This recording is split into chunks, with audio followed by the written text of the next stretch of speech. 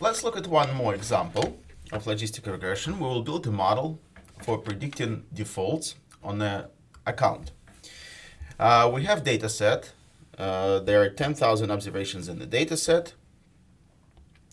And we have the following column: whether account defaulted or not, whether the owner of the account was a student or not, the balance on the account, and the income of the account holder. So as you can imagine, we're going to use default as our y variable, and the rest of the variables going to be our predictors, going to be the x variables. Let's start building the model by only looking at the relationship between balance and probability of defaulting. So our model is going to predict probability of default. That person does go in default.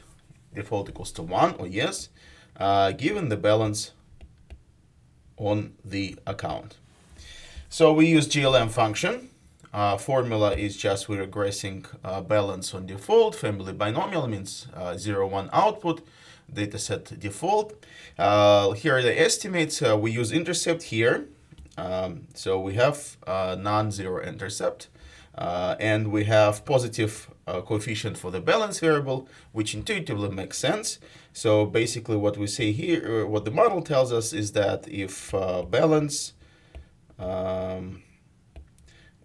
goes up by 1, the odds on the logarithmic scale, or log odds, go up by 0.0, so negative 3.055. So if your balance go up by $1, the odds on the logarithmic scale of defaulting go up by this amount. And both of the coefficients are significant. Let's now try to do prediction. Let's say we have account that hasn't been defaulted yet, and there are $1,000 of balance on the account, and we want to see what's the probability of this account going into default. So we're going to use predict.glm function. The first argument is the model itself, glm.fit, and then we have to specify the new data set, the new x variables. So it's we want to predict for the balance equals to 1,000, and we get this number minus 5.1. Now, somewhat which is not intuitive about this predict.glm function is when the output of this function will give you the linear combination of the inputs.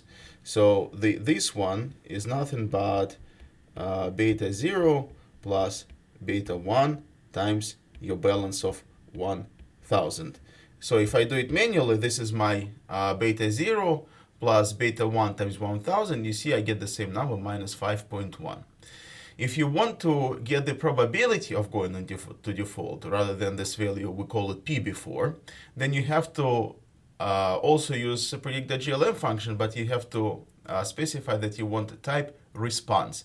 So response actually will give you the probability of y equals to 1 going to default, given x, given the balance, and in this case we have this 0.0057. And you can verify that. So this is our P. You remember that's our beta 0 plus beta 1 x here. Beta 1 times x. So we have exponenta of that divided by 1 plus exponenta of that. And the result is 0.05. So in other words, probability of default, given that the balance is 1,000, is 0.006. So a very small fraction of a percent is probability of going to default. 0 is 1,000 is a small low balance. Let's look at this relationship graphically. So on the x-axis, we're going to have balance. And on the y-axis, we're going to have default. So in our data set, the black dots is the data. In our data set, default takes only two values, 0 or 1, and we can see it here. So we have zeros here at the bottom and ones here at the top. And the red line here is the prediction from the model. So that's prediction from our model. Okay, and the curve you see here, this S-looking curve, this is actually how the sigmoid function looks like. That's the plot of the sigmoid function. So that's the function exponent raised to the power beta 0 plus beta 1x divided by 1 plus exponent beta 0 plus beta 1x. So that's our logit function. That's the plot of it. And a couple of observations here. So one observation is that, so let's look at where the probability is going to be 1/2. So probability, you remember we wanted to be, all right, let's look at this graphically. This is the relationship between the balance, our x variable, and default, our y variable. The black dots you see here is the data, and observations for the default are either 0 or 1. So you see a whole bunch of 0 values for the default and a whole bunch of 1 values here. And the red dotted line is the prediction from the model.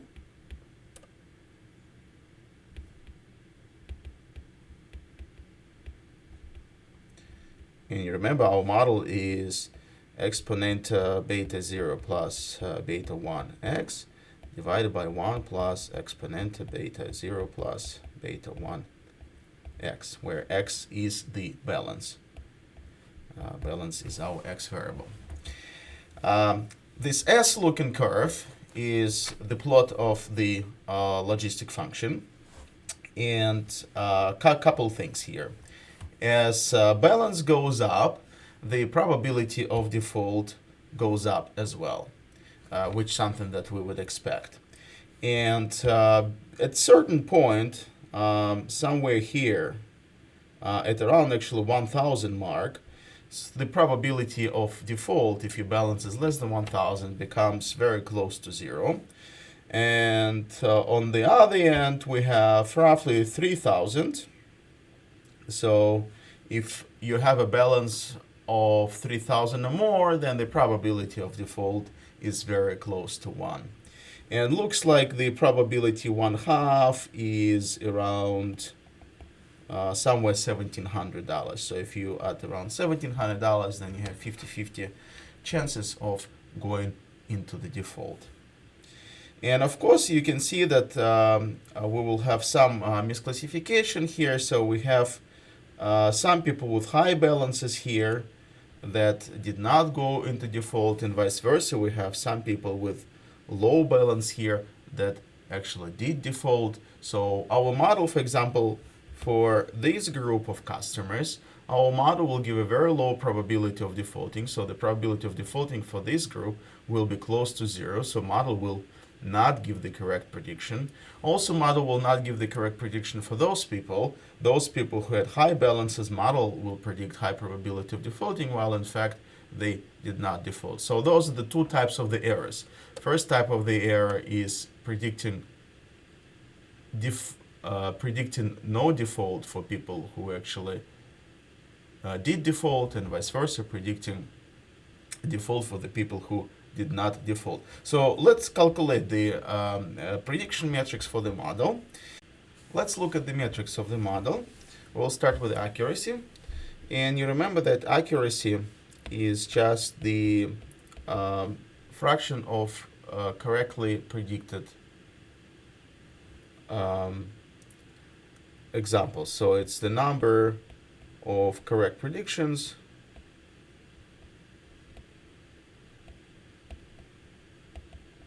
divided by the n, where n is the number of observations in data set. So we use an observations model, tries to classify each of those n customers, and the proportion of correct predictions will be called accuracy. But accuracy doesn't tell us the full picture. We will also want to know two types of errors and what are the fraction of two types of errors made by the model. And before we go to the types of errors, we need to talk about one more thing.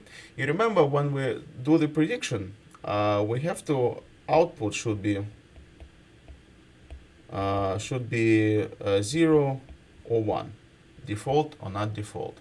However, the model generates probability of person going into default given the balance of the person.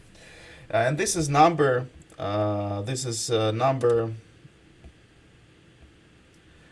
between 0 in this interval 0, 1. So we somehow need to go from this number between 0 and 1, which is probability of defaulting, to the 0 or 1 number. So we need to have binary response. And we do it by using thresholding. So we say the prediction is 1 if our probability of y equals to 1 is less than certain threshold alpha. Actually, we're going to do it greater than certain threshold alpha, and 0 otherwise. Okay? So again, this is just a simple thresholding. And now we have one more parameter that we have to specify to do the prediction. This parameter is alpha, this threshold, or cutoff. So we call it cutoff. In this case, I used a cutoff of 0.2. And you remember in one of the homeworks, we looked at this probability of default. And this is something that banks might use. It seems like an intuitive number. Basically, we say that if probability of going to default is greater than 20%, then we assume that person will go into default and we will reject given the loan. Now let's look at the confusion matrix. Confusion matrix basically shows us the rates of different types of error. This is called confusion matrix.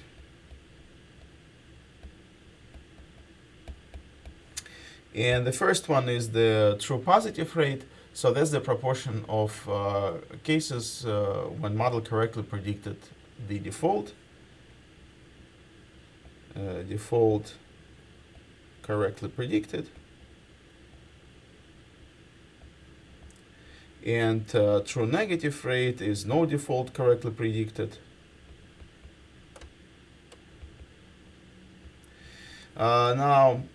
False negative rate is when we incorrectly predict that person will not go into default, while person actually will go into default.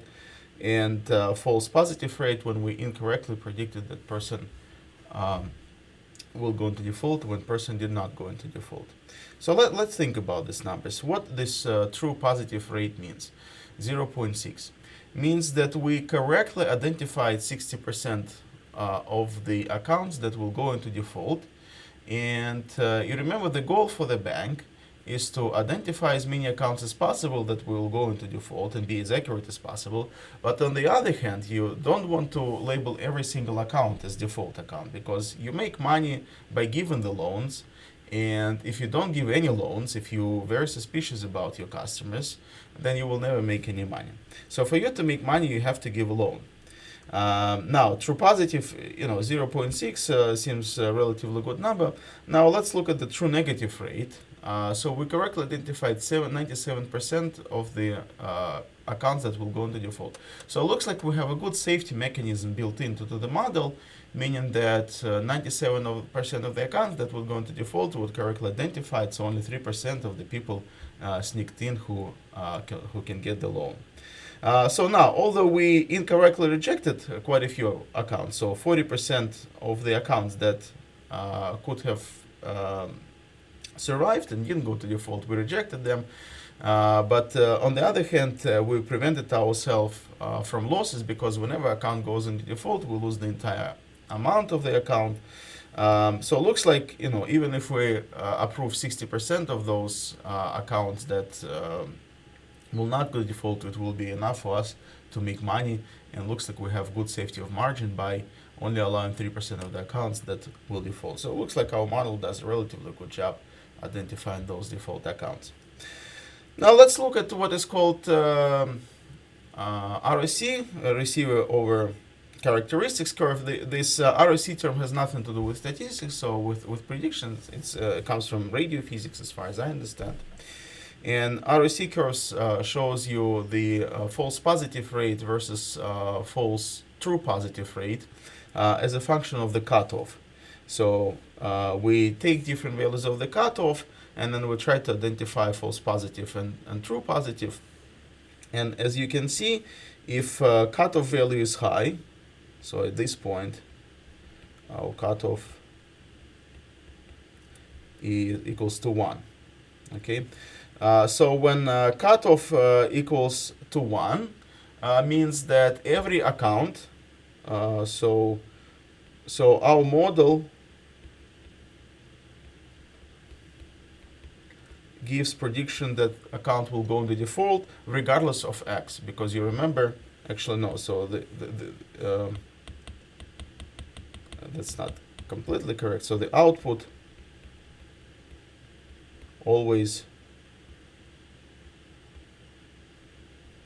1, because you remember the cutoff, we say if probability is greater than cutoff, as we said here, probability if greater than cutoff, then we give 1, and if less or equal than cutoff, then we give 0. Actually, what we should do here, we should change it a little bit. It's somewhat incorrect. So it's probability greater or equal than cutoff, then we do this one, and if probability is less than, then we're gonna do it like this. Now, so what happens if, so we always will predict every account to be default, and on the other end of this extreme, this is cut of equals to 0, then output always will be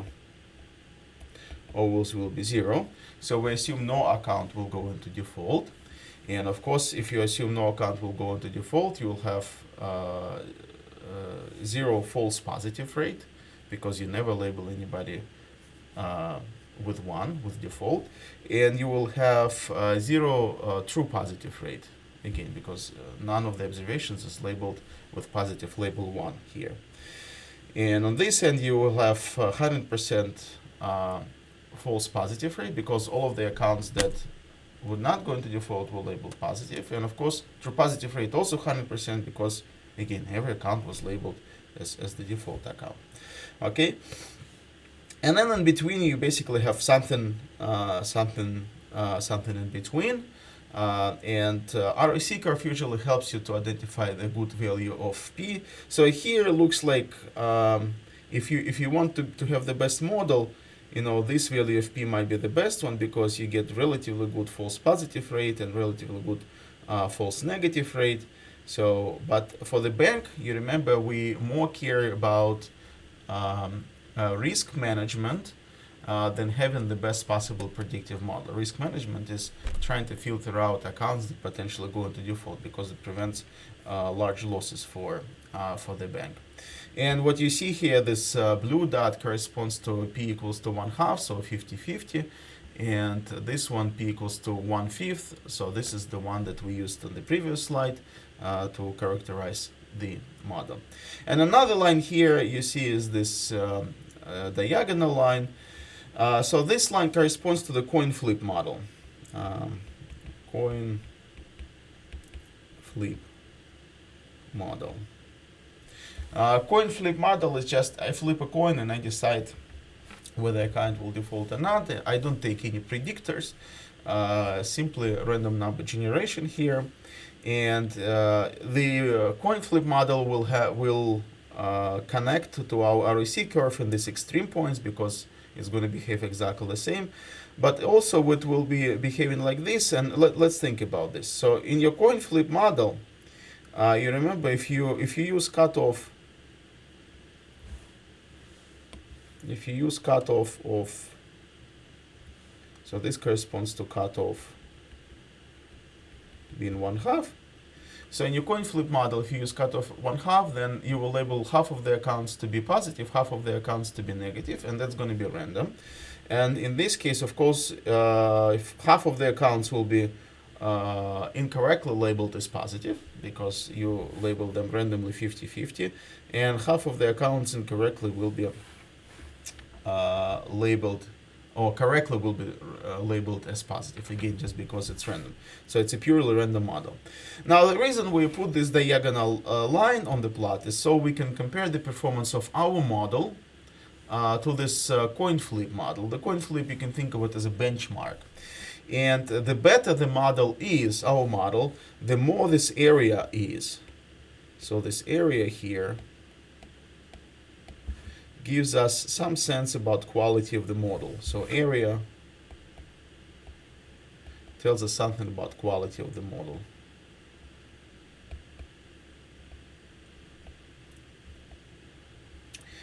If the area between the diagonal line and the curve is close to 0, it means that our model is not much better than a coin flip model. And vice versa, if area is large, and the best possible area you can get, so the theoretically best model is model like this, right? So our model is actually pretty close to this theoretically best model. Our theoretically best model gives always 100% correct result. So this is accuracy 100% model. It will have REC curve of that sort, so it basically will be vertically up, then vertically to the right. And our model is relatively close to this theoretically best model. So we have a good model here. Okay, so let's look at the other predictors. Again, we're going to use this GLM function, and now we're going to use balance, income, and whether person student or not to predict the default. Let's look at the estimates. Again, we have positive value for the balance, positive value for the income, and negative value for the student, yes. So which means that if you are a student, so if you're a student, then the probability of going to default or odds of going to default on the logarithmic scale actually go down. So log odds go down, okay? Which but also student is significant, right? Significant, and income looks like to be not significant. Not significant means we're not sure if this is number truly this number, or it might as well be 0. So it looks like income might not have any effect on the default. Okay, so let's look at the relationship between student and the balance. And if person is a student, then person will have high balance. And why? Because students don't have income, and they usually accumulate loans while being students rather than paying them off. So on average, student will have higher balance than the non-student person. And if we look our S-curve shape, the prediction from the model, and we built two models for student or not student. And as you see here, actually, so this is curve for the student, and this is not student. And if you look at this balance, for example, somewhere 1700, right? Then student actually will have lower probability of going into default than not a student. Okay, so if you are a student and you have the same balance, so probability of default, given your balance and fact that you're a student, is less than probability of going to default given the same balance and then you're not student. Okay, so actually student has negative effect as we talked about. So being a student actually brings down the probability of defaulting.